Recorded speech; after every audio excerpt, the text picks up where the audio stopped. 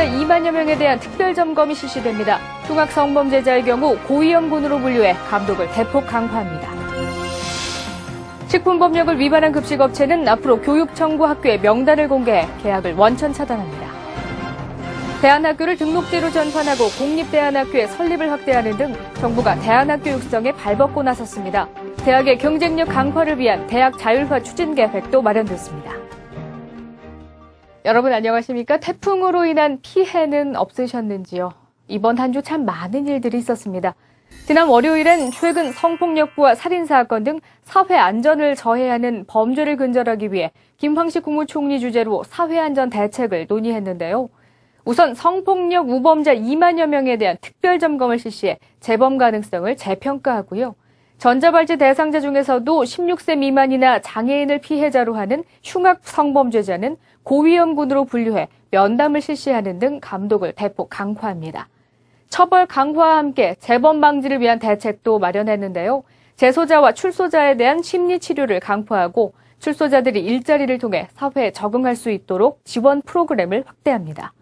김 총리는 최근 이딴 살인, 폭행, 성폭력 범죄에 대해 국민들에게 송구스럽다는 심정을 밝히며 각 부처가 특단의 각오로 모든 역량과 노력을 집중해 줄 것을 당부했습니다.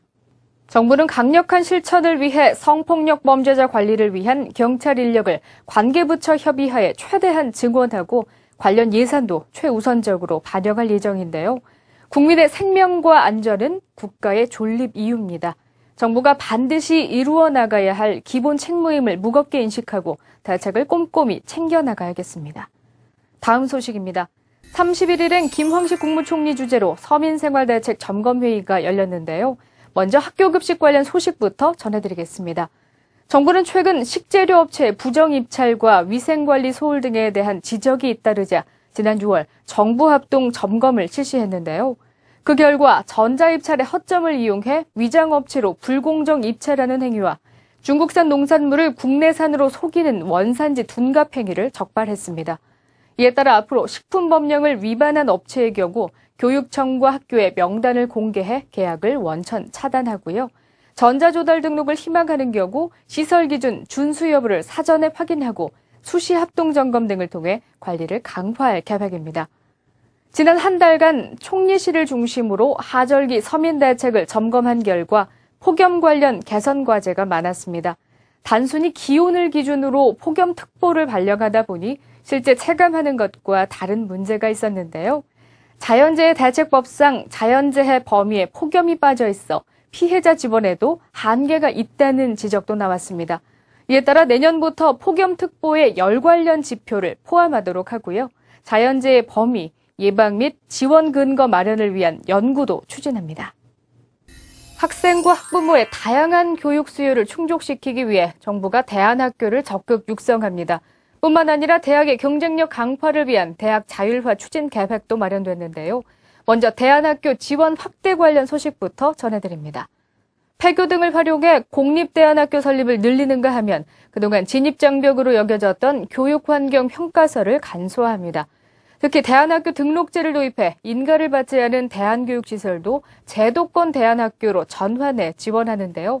다만 정치적, 종교적 편향, 고액학비 등으로 무리를 일으키는 시설은 지원 대상에서 제외됩니다. 한편 이번 교육개혁협의회에선 대학의 경쟁력 강화를 위한 대학 자율화 추진 계획도 확정했는데요. 우선 대학 기숙사 건립의 걸림돌을 없애 학생들의 주거 부담을 완화하고요. 대학의 유휴 교육시설도 자율적으로 활용할 수 있도록 규제를 완화했습니다. 또 외국인 유학생 유치도 한결 수월해지는데요. 외국 대학과 교육과정을 공동으로 운영할 경우 유학생 기자 발급 요건이 완화됩니다. 자율화 조치로 세계적인 수준의 연구 역량을 확보하고 국제적인 교육의 질로 연구자와 학생들이 혜택을 볼 수 있었으면 좋겠습니다. 지금까지 우리나라를 찾았던 태풍 가운데 5번째로 강한 바람을 몰고 온 골라벤. 다행히 예상했던 최악의 피해는 없었습니다만 인명피해와 농작물 등의 손실을 비껴가진 못했습니다. 정부는 범정부적으로 비상복구 대응체제를 가동하는 등 피해복구 작업을 하루빨리 마무리해 국민 생활의 불편이 최소화될 수 있도록 만전을 기하겠습니다. 14호 태풍 댄빈에 별다른 피해 없으셨길 바랍니다. 이번 주 총총 뉴스는 여기까지입니다. 시청해주신 여러분 고맙습니다.